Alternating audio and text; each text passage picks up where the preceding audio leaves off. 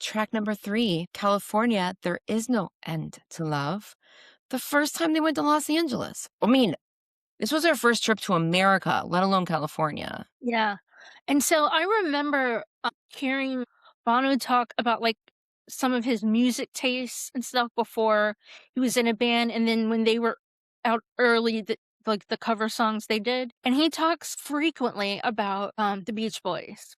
Really? And when I heard this the first time, I was like, "This this has to be the Beach, like, this is an influence from Oh, Boys with yeah. Barbara With Ann."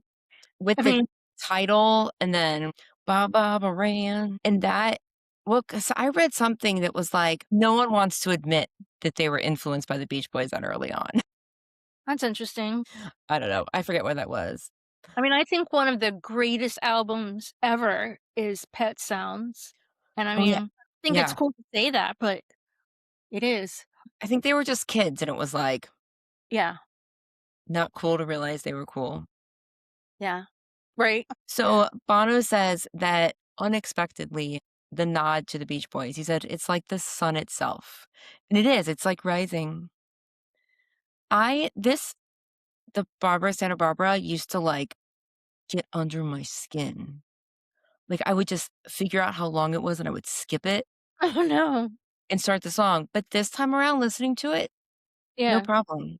Or I'd listen to there's a s there's another version where that's not in it somewhere.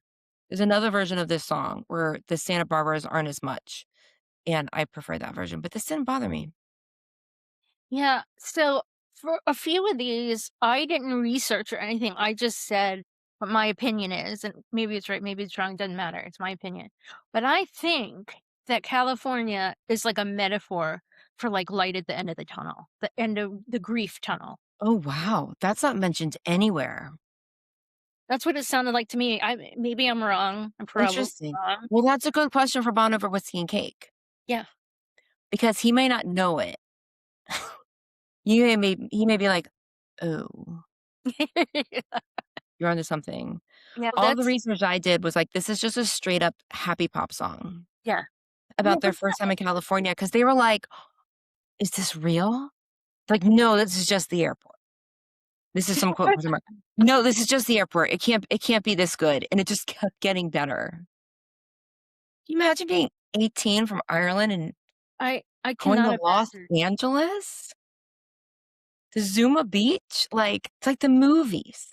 It is like it's like one of those, 60s beach movies. I mean, I And how think many times has it been played? this has to be wrong, it very much so has to be wrong, but I have 132, and I think that is snips. Yes. 'Cause And I have 5 snips as my only listens. I have this really surprised me, I have 9 snips. So what shows was it played was there a snip of it twice or whatever, 3 times? I don't know. Well, but he's done it over the years. Yeah. Um, like the There Is No End to Love, like, he's added it in the Yeah. streets to other things. Is it streets? I don't remember. I didn't look it up. But it's a frequent snip. I love this juxtaposition right here. So I have in pink highlighter, I have California, blood orange sunsets bring you to your knees. First of all, I know that feeling of seeing a sunset like that. And then there's I've seen for myself, and then there's no end to grief. That's how I know. I love that I've seen for myself goes both ways. You've seen the sunset, I've seen for myself. I've also seen for myself there's no end to grief. And that's how you know that there is no end to love, and that I know, like, for us, and I know Garden Tart Amanda does this a lot, that when someone is grieving, she'll quote that, "There is no end to grief, and that's how you know there is no end to love." And I've heard this too, that grief is the feeling what it feels like when love has no destination, like, there's nowhere to give the love, like, that's what grief is, Yeah. and, that's non-U2 related, but that just means a lot. I have a little personal story with this song, if I may. Of course. This was the summer of 2019. We were in our camper, we were traveling, we were doing all of California, north to south, and we were in I'm not sure if were we in San Diego? We were towards the very end of our trip, and we were staying in a It wasn't even a campground. It was a place it I mean, you could hook up and stuff, but we had our camper. We have a motorhome, which is the kind, if you don't know, that you can drive. And it was basically like a large paved lot with hookups, and then a huge fence with a cliff in the Pacific Ocean. And it was there I might not be able to get through this. It was there that I learned that Jim Henke passed away. Oh Our my gosh. our mutual friend with the U2’s, and we were getting ready to pack up, and I got from Garden Tart Amanda, I got the message that Jim Henke passed away, and I literally just put on my headphones, and I went over to the fence, and I looked out the ocean and listened to this song. Oh my gosh. That's heavy. Yeah, it's heavy. I needed to have that moment, and it just felt like the right thing, and then we raced home. I didn't make it to his funeral, but I made it to his memorial, where Jackson Browne performed, As he does. as he does. We drove, like, overnight, like, my husband and I took turns sleeping to get back for that. So, Jim Henke, U2 fan extraordinaire, who was also a friend of the band.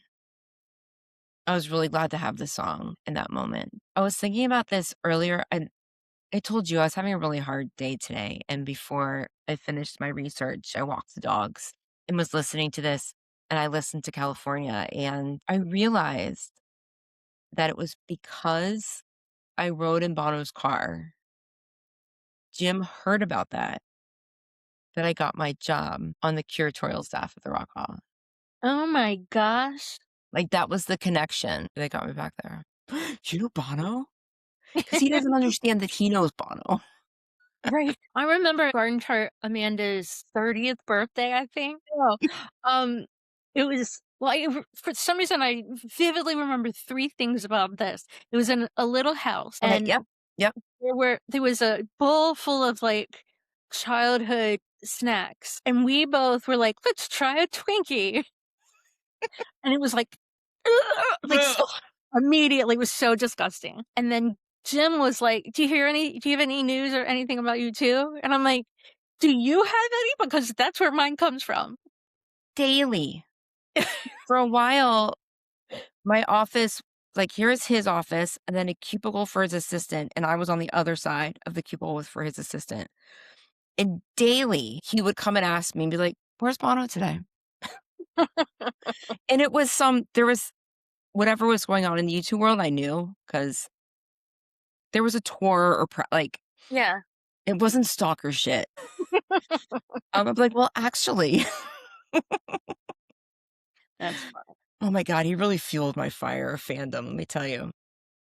So, I have one more kind of and this is cool, but it's kind of we're going back Yeah, to so, I was, as we all were, very upset when, Bono had his bike accident, and it was just we were all shaken up about it, and I yeah, went to have a drink at one of my locals, and I walk in and this my best friend from high school, her parents were sitting at a table. Her mom has since passed away, which is so upsetting.